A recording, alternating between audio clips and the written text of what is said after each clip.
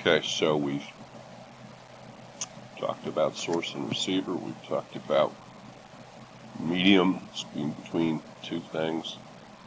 We are now going to talk about message and then talk about effect, and then we're done.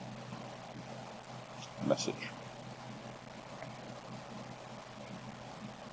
Well, I should have made this as a build slide because I know it's a lot of words to absorb. Well, let's start at the top. There are what raw blocks are in messages. Communications between humans and or animals and or amoebas, presumably. There are sounds and images.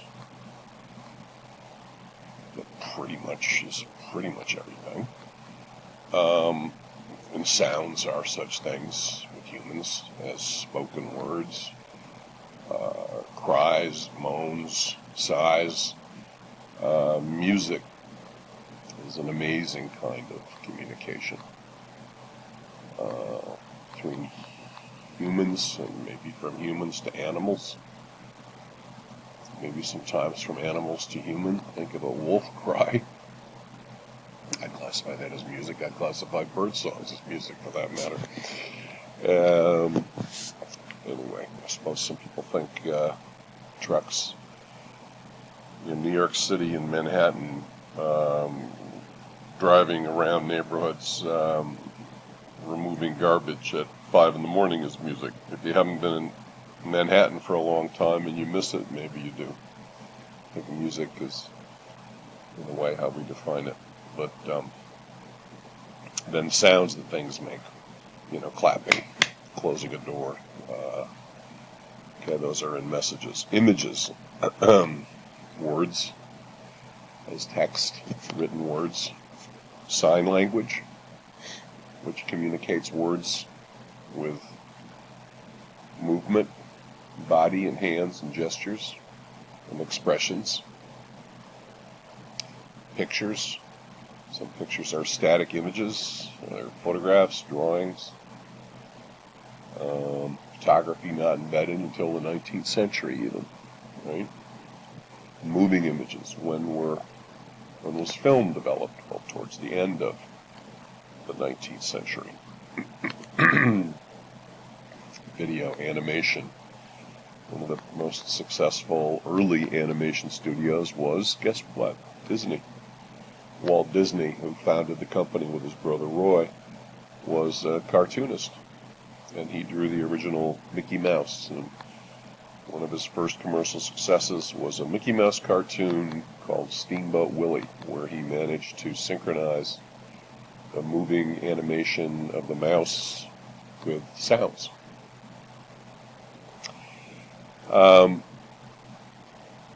In the breaking down images, the text part of it, a little bit more text, subtext, context.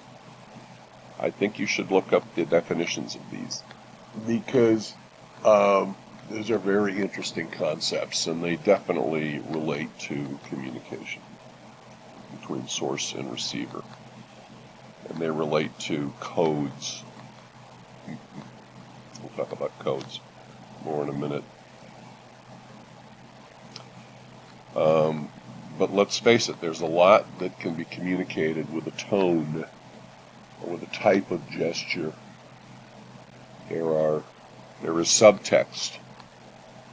There is emotional subtext or values-oriented or judgment-oriented subtext that can be communicated with words. Context. Different things have different meanings based on where they're said, what is surrounding those things, those communications. Saying something in a courtroom is different than saying it out in the street, for instance. It has different implications, different meanings, different levels of weightiness and seriousness. Overt and subliminal communication is a little bit like text and subtext. They're the words, and then there's some kind of meaning that you can put behind the words. And also, words can become symbols and stand for different things. We talked about at the very beginning of our first lecture, Simone Biles, and we talked about how the fact that she had pulled out of major Olympic events in gymnastics would have been looked at differently 5 or 10 years ago than it is today, definitely by the media. Media was all very positive and supportive, not much critical about that. So there are changes also in words and how words are looked at. Let's think about, this is a controversial one, folks. Let's think about the word vaccine or vaccination. 20, 30, 40 years ago, I don't think you had a lot of people who were against vaccines, because vaccines saved a lot of lives. Polio, one thing, measles, diseases that had killed lots of people, smallpox, were almost eradicated. And these days, however, vaccine and vaccination has taken on a different meaning. Okay, so there are changes, and it's not just the word vaccination. It brings things up, approval or disapproval. It brings up different images, and that's all part of this culture that we're in, and part of what mass communication is all about. And these are things we need to be conscious of as we become better at media literacy. Also, does the source have a point of view? Very, very important these days. Can we trust that the source is giving accurate, true, valid information supported by facts? Remember what we said about journalism. And pictures versus words, what has more impact in terms of communicating? And a little hint is that a picture's worth 1,000 words. I think we've all heard that one. Visuals are what communicate. So those are sort of the things, sounds, words, visual, videos. But what is the content? Well, entertainment is one of the big buckets of media content. That's the Broadway production of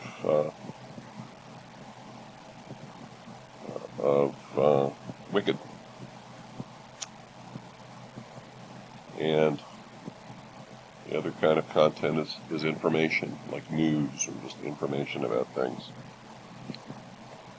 And these days we need to be conscious of disinformation and misinformation. So big issues in the world of mass communication these days, and something all of us want to be literate about. Journalism, as I mentioned a second ago, is a certain kind of informational communication.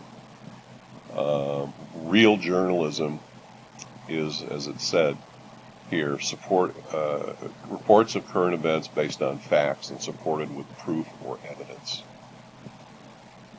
Based on facts and supported with proof or evidence. This is one of the most important things you're going to have to do as you look at different pieces of mass communication in class and just in your life, is ask yourself, what's the source? Are they biased or not? Based on what you know about them? And are they supporting their conclusions and their statements with real facts and evidence? So that's a bit about message. Obviously, we'll be talking a lot more about message and about all these things. And then the last part of our diagram is effect. So it can have effect on our brain, it can have effect on our heart. It can appeal to our logic and our rational mind. It can also make us feel different ways. Messages, right? One's left brain, one's right brain. I never remember which is which. Mind and heart, as I said. So, and the source and receiver both know the code, certainly. And then in terms of effect, mass communication, which reach us via mass media and carry a message from a source to us, can have quite an effect on us. In the simplest way, it can change our mind about something. It can entertain us, maybe in a positive way, teach us a lesson about something in life. The best art does that, I think. Best entertainment does that, in my view. It can also, certain kinds of communication, messaging, can rouse people to do things. Thomas Paine, back before the American Revolution, wrote several books, several pamphlets that caused people to get riled up and help contribute to the fervor of the American Revolution. And you can think of many examples, I'm sure, today of communications that have gotten people to do some pretty dramatic things. So we've looked through, in this first lecture, kind of the first part was defining communication between two people. What's meant by mass, what's meant by mass communication. We looked at examples of mass communication. We thought about some examples that you were aware of. Then we broke down the word communication using the diagram that the book provided. And we talked more in depth about source, receiver, medium, message, and effect. Now this is for discussion. So I'm actually going to skip right through this and discuss, and this is an assignment which will be due on the 10th, by the 10th, and actually since it's a discussion, I'd like it if you put it up early on Padlet so that, by Friday at midnight, you would have a chance to respond to your teammates' comment on theirs. So really, I'd please try to get this up in a few days if you can. So we finished our overview, and then we're going to talk about assignments. Now you'll find this lecture you've already found in the Week 1 folder on Blackboard content, and you'll also find in the Week 1 folder all the assignments, homework, reading, that are due before the next class, which is, I'm saying, is on Friday, September 10th. First thing I want you to do is, the sooner the better, write down 3 things you learned from this class, and if you found anything confusing, write that down too. And you're going to submit that on Blackboard, and I'll be able to respond to that on Blackboard. We're going to do this after every class. You're going to finish reading Chapter 1. And then you're going to do this class discussion. So you haven't submitted this. You're going to be submitting this only on Blackboard. At one point I thought that, I'm going to do this again. Boopity boop boop boop. Just let me do this on the syllabus. And you're seeing me do it now. Okay, so I don't know why I have overt subliminal in here, but I don't think I need it. Point. So let's get rid of that. My gosh. Okay, so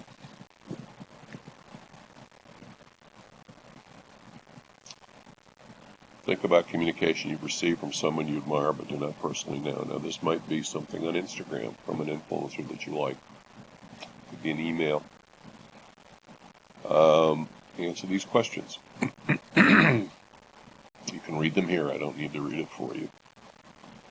Okay, give some thought to it. When you're going to post I want you to post the communication so we can see, post a link to the video or whatever it is so we can actually see the communication, and then I want you to answer these questions all on Padlet. And again, I want you to read everything from everyone in the class because it'll be right there on like a bulletin board to look at, okay? But I want you to be sure to comment on all the postings that your teammates did. This is, I think you're going to stop now, and there's one last little piece here for you to look at, and then we're done.